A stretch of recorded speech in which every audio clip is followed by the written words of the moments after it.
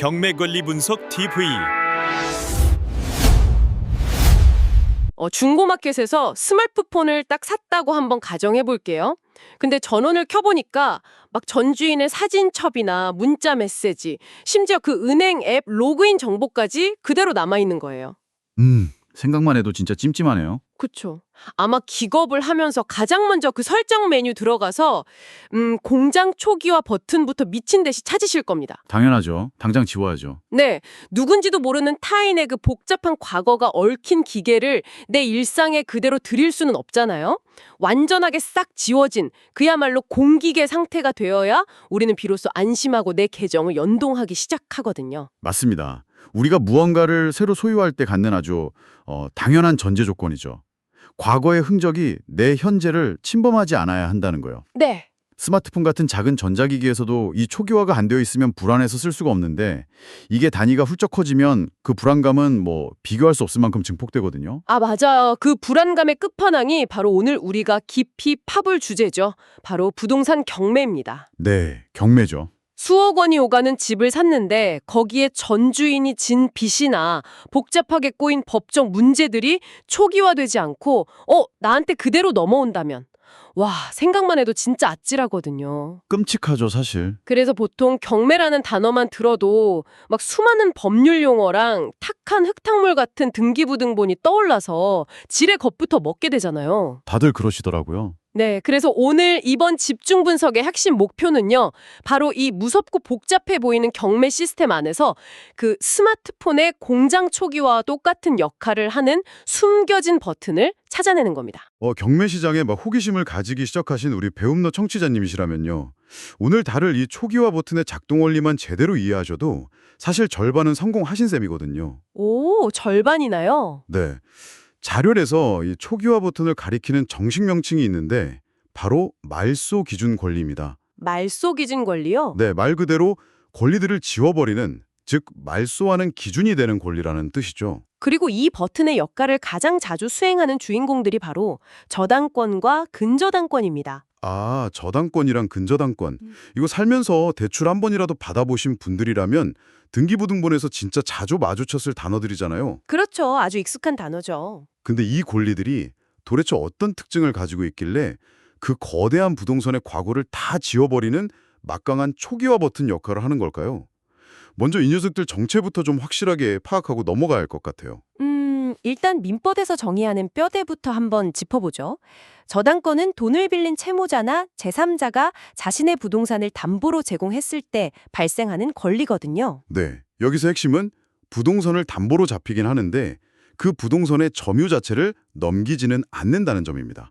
잠깐만요. 점유를 넘기지 않는다는 건 결국 내가 은행에 집을 담보로 수억 원을 빌려도 은행 직원이 우리 집에 들어와서 막 감시하거나 방 한 칸을 차지하는 게 아니란 뜻이잖아요. 아, 당연히 아니죠. 그쵸? 여전히 내가 그 집 거실에서 텔레비전도 보고 잠도 자고 물리적인 사용은 그대로 한다는 거고요. 맞아요. 바로 그겁니다. 서류상으로만 그 담보의 가치를 단단히 묶어두는 거예요. 대신에 은행 같은 채권자는 채무자가 돈을 갚지 못했을 때 그 집을 경매로 넘겨서 처분한 다음에 다른 채권자들보다 먼저 자신의 돈을 회수할 수 있는 강력한 무기를 가지게 되죠.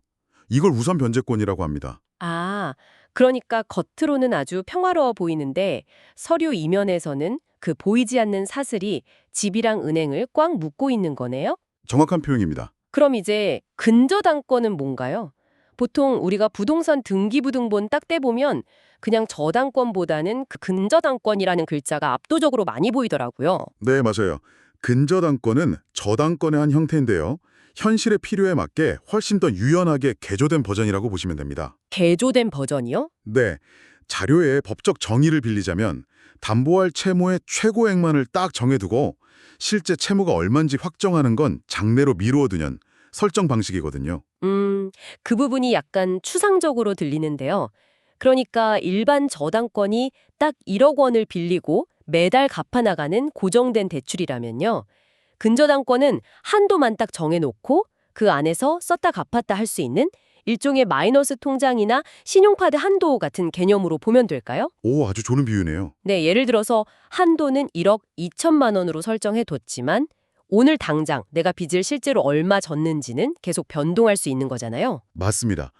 그 마이너스 통장 비율을 실무적인 상황에 적용해 보면요. 왜 근저당권이 압도적으로 많이 쓰이는지 이해가 확 되실 거예요. 어떤 상황이죠? 만약에 일반 저당권으로 1억 원을 빌렸는데 이번 달에 보너스를 받아서 1,000만 원을 갚았다고 한번 가정해 보죠. 그럼 빚이 9천만 원으로 줄었잖아요. 네, 줄었죠. 그럼 원칙적으로는 등기소에 가서 등기부등본의 그 금액을 9천만 원으로 다시 수정해야 합니다. 헉, 빚을 갚을 때마다요? 아니면 혹시 다시 빌릴 때마다 매번 그 등기소에 가서 서류를 고쳐야 한다고요? 원칙상으로는 그렇죠. 와, 그건 채무자나 은행이나 너무 엄청난 행정 낭비 아닌가요? 수수료도 막 계속 들 텐데요. 그렇죠. 그래서 근저당권이 등장한 겁니다. 등기부등본에는 그냥 채권 최고액 1억 2천만 원 이렇게 넉넉하게 울타리만 쳐두는 거예요. 아하. 그 안에서 빚이 5천만 원으로 줄든 다시 8천만 원으로 늘어나든 서류를 매번 고칠 필요가 전혀 없는 거죠. 편하네요. 나중에 집이 경매로 넘어가거나 대출 계약이 완전히 끝나는 시점에 자, 그래서 지금 최종적으로 남은 빚이 얼마지? 하고 그때 가서 딱 한 번만 정산하면 되니까요. 아, 그래서 등기부등본에 적힌 그 채권 최고액이 집주인이 실제로 빌린 돈이랑 정확히 일치하지 않는 경우가 많은 거군요. 네, 은행은 이자 못 받을 것까지 다 계산해서 한도를 넉넉하게 20% 정도 올려서 잡아두거든요. 그렇군요. 여기까지는 저당권이랑 근저당권이 은행 입장에서 얼마나 편리하고 강력한 담보수단인지 확실히 알겠습니다. 네, 근데 우리 청취자님이 진짜 궁금한 건 사실 이거거든요. 도대체 이 권리들이 경매 시장에 나오면 무슨 일이 벌어지길래 얘네들을 초기화 버튼이라고 부르는 걸까요? 그 해답을 찾으려면요. 부동산 경매라는 거대한 시스템을 굴러가게 만드는 아주 핵심적인 엔진, 바로 소멸주의 원칙을 이해하셔야 합니다. 소멸주의요? 네, 이 원칙이 없으면 경매라는 제도 자체가 아예 지탱될 수가 없거든요. 소멸주의. 뭔가 모든 걸 없애버린다는 건가요? 단어가 꽤 단호하고 무섭게 들리는데요. 아주 단호하고 어떻게 보면 무자비한 원칙이죠. 채무자가 결국 빚을 감당하지 못해서 집이 법원 경매로 넘어갔다고 가정해 볼게요. 누군가 낙찰을 받아서 대금을 내면 법원은 그 돈을 책상 위에 올려두고 그 집에 얽힌 채권자들을 순서대로 쭉 부릅니다. 일종의 빚잔치를 벌이는 거죠. 아, 돈을 쪼개서 나눠주는 거군요. 은행도 부르고 카드사도 부르고 막 돈 떼인 사람들 다 불러서 순서대로 돈을 쥐어주고요. 맞아요. 근데 문제는 돈을 나눠주는 걸로 끝나지 않는다는 겁니다. 그럼요. 법원은 낙찰 대금을 배분함과 동시에 그 부동산에 덕지덕지 긋어있던 복잡한 권리와 빚의 꼬리표들을 무조건 100% 깨끗하게 지워버립니다. 서류상에서 완전히 삭제해버리는 거죠. 이게 바로 소멸주의입니다. 잠깐만요. 법원이 국가 권력으로 그 남의 빚과 권리를 그냥 합법적으로 가위질해버린다는 건가요? 네, 맞습니다. 와, 낙찰자 입장에서는 진짜 엄청난 혜택이네요. 내가 산 집에 전 주인의 빚이 10억이 있든 100억이 있든 국가가 알아서 공장 초기화를 해준다니. 근데 국가가 왜 굳이 낙찰자한테 이렇게까지 극단적인 보호막을 쳐주는 거죠? 그게 낙찰자가 예뻐서가 아니고요. 그렇게 하지 않으면 자본주의 시스템 자체가 마비되기 때문입니다. 시스템 마비요? 네, 자료에 나오는 민사집행법 제91조 제2항을 보면 이렇게 딱 명시되어 있어요. 매각 부동산 위의 모든 저당권은 매각으로 소멸된다. 모든 저당권은 소멸된다. 만약에 이 조항이 없다고 한번 역으로 가정해보죠. 청취자님이 5억 원을 주고 경매로 아파트를 샀는데 이 소멸주의 원칙이 없어서 전 주인이 은행에 안 갚은 빚 3억 원짜리 저당권이 청취자님한테 그대로 넘어옵니다. 사시겠어요? 미치지 않고서야 누가 사나요? 5억 주고 샀는데 빚 3억을 떠안으면 실제로는 8억을 주고 산 거잖아요. 그렇죠. 차라리 그냥 부동산 가서 깨끗한 매물 제값 주고 편하게 사지 굳이 그 머리 아픈 경매 시장에 기웃거릴 이유가 단 하나도 없죠. 바로 그겁니다. 아무도 안 살 거예요. 경매 시장에 아무도 안 오면 집은 영원히 팔리지 않고요. 돈을 빌려준 은행은 영영 돈을 돌려받지 못하겠죠. 아, 그렇게 연결되네요. 네, 은행이 돈을 회수하지 못하면 연쇄적으로 금융 시스템 전체가 꽁꽁 얼어붙게 됩니다. 그래서 국가가 나선 거예요. 아무 걱정 말고 이 집을 사십시오. 당신이 낙찰 대금만 내면 우리가 책임지고 이 집에 얽힌 저당권 같은 과거의 짐들은 전부 불태워 없애주겠습니다. 일종의 강력한 유인책을 쓰는 거죠. 아하, 그러니까 시스템을 강제로라도 순환시키기 위한 아주 필수적인 윤활유군요. 자본주의의 톱니바퀴가 멈추지 않게 하려고 저당권이라는 권리 스스로가 그 낙찰이라는 이벤트랑 함께 장렬하게 자신을 희생하면서 사라져주는 거네요. 네, 아주 정확한 비유입니다. 좋아요. 은행의 저당권이 이 소멸주의를 만나서 깔끔하게 지워진다는 건 이제 완벽하게 이해했습니다. 근데요, 여기서 약간 논리적인 구멍이 하나 생기는 것 같은데요. 어떤 부분이죠? 집이라는 게 단순히 금융거래 수단만은 아니잖아요. 누군가의 삶의 터전이기도 하고요. 만약에 그 집에 은행만 얽혀 있는 게 아니라 전세금을 내고 살고 있는 세입자가 있다면요? 아, 세입자요? 네. 은행 빚을 깔끔하게 지워주는 김에 그곳에 살고 있던 사람의 권리까지 도매급으로 다 같이 지워버린다면 그건 너무 억울한 일 아닌가요? 공장 초기화가 사람의 삶까지 밀어버리는 건가요? 그 질문이 바로 경매를 공부하는 초보자들이 반드시 넘어야 할 가장 중요하고 치명적인 관문입니다. 네. 여기서 오늘의 핵심 미션, 그러니까 청취자님이 등기부등본을 펼쳤을 때 반드시 살아남기 위해 확인해야 할 타임라인 생존 공식이 등장하거든요. 타임라인 생존 공식이요? 방금 말씀드린 민사집행법 제91조의 바로 다음 조항인 제3항을 봐야 합니다. 오, 제 사망에는 세입자 같은 다른 권리들의 운명이 어떻게 적혀 있나요? 등기부등본에는 저당권 말고도 다양한 권리들이 얽힐 수 있거든요. 누군가 그 집에 살고 있는 전세권, 임차권, 아니면 땅을 사용할 수 있는 지상권 같은 것들이죠. 네. 제3항은 이런 권리들이 앞서 말한 저당권 혹은 압류 같은 기준 권리들에 대항할 수 없는 경우 매각으로 함께 동반 소멸해버린다고 딱 규정하고 있습니다. 대항할 수 없는 경우라 이게 법률 용어라서 직관적으로 와닿지는 않는데요. 누구를 상대로 막 싸워서 이기지 못한다는 뜻인가요? 이걸 우리 청취자님이 당장 등기부등본을 딱 떼어볼 때 써먹을 수 있는 아주 현실적이고 구체적인 기준으로 좀 바꿔서 설명해 주신다면요. 가장 직관적인 현실의 기준은 오직 하나입니다. 바로 날짜예요. 날짜요? 네, 기준이 되는 저당권이 등기부에 도장을 딱 찍은 날짜, 그리고 세입자가 동사무소에 가서 전입신고를 하고 확정일자를 받은 날짜, 이 두 날짜의 선후관계, 즉 누가 먼저 서류에 이름을 올렸느냐가 이 모든 것을 결정합니다. 겨우 그 날짜 도장 하나 찍힌 순서로 그 엄청난 재산권의 생존이랑 소멸이 갈린다고요? 뭔가 너무 단순한 느낌인데요. 왜 날짜가 그토록 절대적인 기준이 되는 건가요? 법이 그렇게 정한 합리적인 이유가 있을 것 같은데요. 네, 법이 예측 가능성을 가장 중요하게 생각하기 때문이거든요. 상황을 두 가지로 한번 나눠서 설명해 볼게요. 네, 좋습니다. 첫 번째 상황, 세입자가 이사를 오고 한 달 뒤에 은행이 집주인한테 돈을 빌려주며 저당권을 설정했습니다. 이 경우에 은행은 돈을 빌려주기 전에 당연히 그 집에 가봤을 거고요. 누군가 이미 살고 있다는 걸 눈으로 확인했겠죠. 그쵸. 은행 직원이 확인하겠죠. 네. 그래서 이 집은 이미 세입자가 있구나.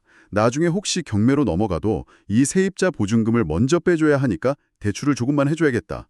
이렇게 은행은 위험을 예측할 수 있었습니다. 그래서 이 세입자는 철저하게 보호를 받습니다.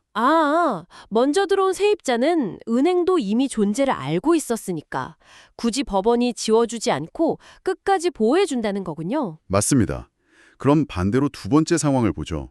은행이 먼저 저당권을 설정해둔 집에 나중에 세입자가 전세로 들어왔다고 쳐볼게요. 네. 세입자는 계약하기 전에 무조건 등기부등본을 떼어봤을 거고요. 거기에 은행이 이미 수억 원의 저당권을 잡아놓은 걸 두 눈으로 확인할 수 있었겠죠. 빨간 줄 쫙 그어진 거 봤겠죠. 그렇죠. 이 집은 빚이 많네. 잘못하면 경매로 넘어가서 내 보증금을 떼일 수도 있겠구나. 이렇게 세입자도 위험을 예측할 수 있었잖아요. 네. 그럼에도 불구하고 본인의 선택으로 들어간 겁니다. 그러니까 법원의 논리는 이거군요. 세입자야, 너는 등기부등본에 이미 은행빚이 버젓이 있는 걸 보고도 들어왔으니까 나중에 경매가 터졌을 때 그 빚 뒤에 줄을 서야 한다. 은행이 먼저 돈을 가져가고 내 권리는 그 소멸주의 파도에 휩쓸려 지워줘도 어쩔 수 없다. 정확합니다. 근데 결국 이 시스템은 누가 먼저 공적인 서류에 깃발을 꽂아서 남들한테 경고를 했느냐 그 싸움이네요. 네, 그 논리가 정확히 맞습니다. 이게 바로 등기부등본이 가진 공시의 힘이거든요. 널리 알리는 힘이요. 그래서 저당권이나 근저당권 설정일이 다른 모든 권리들의 생존과 소멸을 가르는 치명적인 기준점, 즉 말소기준 권리가 되는 겁니다. 이 기준점보다 늦게 들어온 후순위 권리들은 가차없이 함께 소멸해버리죠. 자, 그럼 우리 청취자님이 지금 진짜 경매 법정에 앉아있다고 한번 상상해 볼게요. 네, 마음에 드는 아파트가 딱 경매로 나왔고 권리 분석을 해야 합니다. 막 복잡한 한자어에 압도당할 게 아니라 책상에 등기부등본을 쫙 펼쳐놓고 형광펜 2개만 꺼내면 되는 거네요. 그렇죠. 형광펜 2개면 충분하죠. 먼저 노란색 펜으로 등기부등본에서 가장 날짜가 빠른 저당권이나 근저당권 날짜를 찾아서 쫙 밑줄을 긋습니다. 이게 바로 초기화 버튼, 즉 말소 기준 관리가 작동하기 시작한 시점이 되는 거고요. 오, 훌륭한 시뮬레이션입니다. 그 노란 줄이 바로 생존의 기준선이 되는 겁니다. 네, 그 다음엔 파란색 펜을 딱 들어서 세입자가 전입신고를 한 날짜를 찾아 밑줄을 긋는 거죠. 그리고 이 두 날짜 중에 누가 먼저 깃발을 꽂았는지만 딱 비교하면 끝나는 거잖아요. 맞아요. 만약 파란 줄, 즉 세입자 날짜가 노란 줄인 저당권 날짜보다 한참 뒤에 있다면 아까 말씀하신 대로 세입자의 권리는 낙찰과 동시에 법원이 깨끗하게 공장 초기화를 해줄 테니까 낙찰자인 청취자님은 아무를 짐 없이 새 출발을 할 수 있게 되는 거고요. 네, 그게 바로 경매 투자의 가장 정석적이고 안전한 루트입니다. 법원이 골치 아픈 문제를 다 알아서 정리해 주니까요. 편하네요. 하지만요, 청취자님이 절대로 방심해서는 안 되는 가장 무서운 함정이 하나 남아 있습니다. 방금 그 형광펜 시뮬레이션에서 결과가 정반대로 나오는 경우죠. 반대로 나오는 경우라면 파란 줄 세입자의 날짜가 노란 줄 저당권 날짜보다 더 앞에 있는, 즉 세입자가 은행보다 먼저 들어와서 살고 있었던 그 첫 번째 상황 말씀이시죠. 아까 은행이 눈으로 확인하고 대출해줬다던 그 예시요. 이럴 땐 어떻게 되나요? 그럴 땐 정말 주의하셔야 합니다. 날짜가 더 빠른 이 선순위 세입자의 권리는요, 저당권이 만들어내는 소멸의 파도에 휩쓸리지 않습니다. 안 휩쓸려요. 네, 마치 거대한 방파제 뒤에 숨어 있는 것처럼 굳건히 살아남거든요. 소멸주의의 예외가 적용되어서 법원이 그 권리를 지워주지 않는다는 뜻입니다. 지워주지 않는다. 와, 공장 초기화 버튼을 눌렀는데도 안 지워지는 그 기본 탑재 앱 같은 거네요. 그럼 지워지지 않은 그 세입자의 권리는 뭐 허공에 붕 뜨는 건가요? 어떻게 되죠? 허공에 뜨는 게 아니라요, 낙찰자한테 그대로 달라붙습니다. 헉, 낙찰자한테요. 네, 즉 경매로 집을 산 청취자님이 그 선순위 세입자의 보증금을 자신의 생돈으로 다 내어줘야 한다는 뜻입니다. 법률 용어로는 이것을 인수한다고 표현하죠. 와, 이거 정말 엄청 무서운 함정인데요. 청취자님이 시세 5억짜리 집을 한 3억에 되게 싸게 낙찰받았다고 막 축배를 들고 있었는데 알고 보니까 노란 줄보다 빠른 파란 줄의 세입자가 나타나서 내 보증금 3억 내놔라 요구한다면 3억 주고 산 집에 3억을 더 물어줘야 하니까 결국 6억에 산 꼴이 되잖아요. 배보다 배꼽이 더 커지네요. 그렇기 때문에 등기부등본을 볼 때 그 복잡한 권리 내용 하나하나를 막 법학자처럼 분석하려고 들면 오히려 길을 잃습니다. 아, 초보자일수록 철저하게 타임라인, 즉 순서에만 집중해야 하거든요. 노란 줄의 말소 기준 권리를 정확히 찾아내고 그것보다 날짜가 빠른 무언가가 없는지 샅샅이 뒤지는 것. 이 단순해 보이는 비교 작업 하나가 수억 원의 생사를 가릅니다. 야, 오늘 우리가 다룬 자료들의 파편들이 이제야 하나의 명확한 그림으로 딱 완성된 것 같습니다. 청취자님, 오늘 살펴본 권리 분석의 핵심을 제가 한번 요약해 볼게요. 네, 좋습니다. 경매라는 이 두려운 바다에 뛰어들 때 가장 먼저 찾아야 할 등대는 저당권이나 근저당권입니다. 이 녀석들은 민사집행법의 소멸주의라는 원칙을 만나서 자기 자신은 물론이고 자기보다 늦게 등기부에 이름을 올린 모든 후순위 권리들을 싹 다 지워버리는 강력한 초기화 버튼, 즉 말소 기준 권리로 작동하거든요. 완벽한 요약이네요. 따라서 초보자분들이 등기부등본 앞에서 해야 할 유일한 생존 작업은요, 이 말소 기준 권리의 날짜와 세입자 권리의 날짜를 나란히 딱 놓고 순서를 비교하는 타임라인 확인, 그거 하나뿐입니다. 타임라인 확인. 네, 기준점보다 앞선 권리가 있다면 내가 떠안아야 하는 아주 위험한 폭탄이 되고요. 기준점보다 뒤에 있다면 법원이 말끔히 치워줄 먼지에 불과하다는 점, 이것이 오늘 내용의 알파이자 오메가입니다. 와, 이렇게 쫙 정리하고 나니까요. 경매의 작동 원리가 아주 기계적이고 명쾌하게 느껴집니다. 자본주의 시스템을 멈추지 않게 하려는 그 법의 차가운 논리가 확 돋보이네요. 네, 법의 메커니즘을 아주 명확히 이해하셨군요. 그런데 이쯤에서 오늘 이 모든 원리를 완벽하게 숙지하신 우리 청취자님들께 조금 다른 결의 질문을 하나 탁 던져보고 싶습니다. 오, 어떤 질문일까요? 방금까지 다 완벽하다고 하셨는데 혹시 아직 우리가 놓친 게 더 있나요? 우리는 지금까지 이 소멸주의 시스템이 얼마나 훌륭하게 얽힌 문제들을 깨끗하게 지워주어서 새로운 낙찰자에게 안전한 길을 열어주는지 이야기했잖아요. 네, 칭찬 많이 했죠. 법적 안정성이나 자본의 흐름 측면에서는 정말 완벽한 제도와 맞습니다. 하지만 그 서류 위에서 형광펜이 칠해지고 합법적으로 싹 지워져 버린 수많은 후순위 세입자들의 권리를 한번 떠올려 보시죠. 아, 은행보다 늦게 들어왔다는 이유만으로 낙찰과 동시에 보증금도 다 돌려받지 못하고 권리가 지워져 버린 사람들이요? 네. 등기부등본이라는 종이 위에서는 그냥 잉크 한 줄이 쓱 지워지는 단순한 초기화일 뿐이죠. 하지만 그 이면에는 전 재산이나 다름없는 보증금을 몽땅 날리고 하루아침에 살던 집에서 쫓겨나야 하는 누군가의 진짜 삶이 있습니다. 아, 듣고 보니 그렇네요. 법원의 공장 초기화 바트는 서류는 아주 깨끗하게 비워주지만요. 그 집에 얽혀있던 사람들의 고통이나 상실감까지 초기화해주지는 못하거든요. 스마트폰의 공장 초기화는 뭐 그냥 칩 안에 데이터를 지울 뿐인데 부동산 등기부등본의 초기화는 누군가의 현실적인 삶의 궤적을 송두리째 밀어내버리는 아주 무겁고 슬픈 버튼이기도 하네요. 네, 맞습니다. 합법이라는 이름 뒤에 가려진 정말 차가운 현실이라는 생각이 듭니다. 법의 기계적인 효율성 이면에는 늘 이렇게 서류로 다 설명되지 않는 현실의 무게가 존재합니다. 네. 경매라는 제도의 기술적인 타임라인을 파악하는 것, 이건 투자자로서 당연히 갖춰야 할 필수 생존 기술이죠. 하지만 동시에 서류상의 완벽한 초기화가 현실 사회에서 어떤 파장을 만들어내는지 그 이면을 한 번쯤 고민해 보시는 것도요.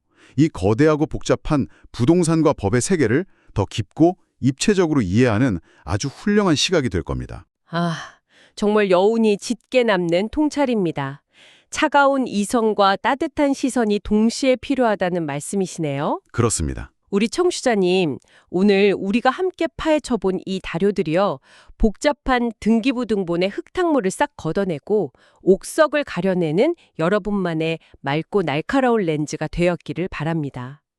귀중한 시간 내어 이 깊은 논의에 끝까지 함께해 주신 여러분의 탐구심에 감사드리고요. 네, 감사합니다. 세상에 숨겨진 원리를 향한 여러분의 호기심이 앞으로도 계속되길 바라면서 오늘의 집중 분석은 여기서 마칩니다.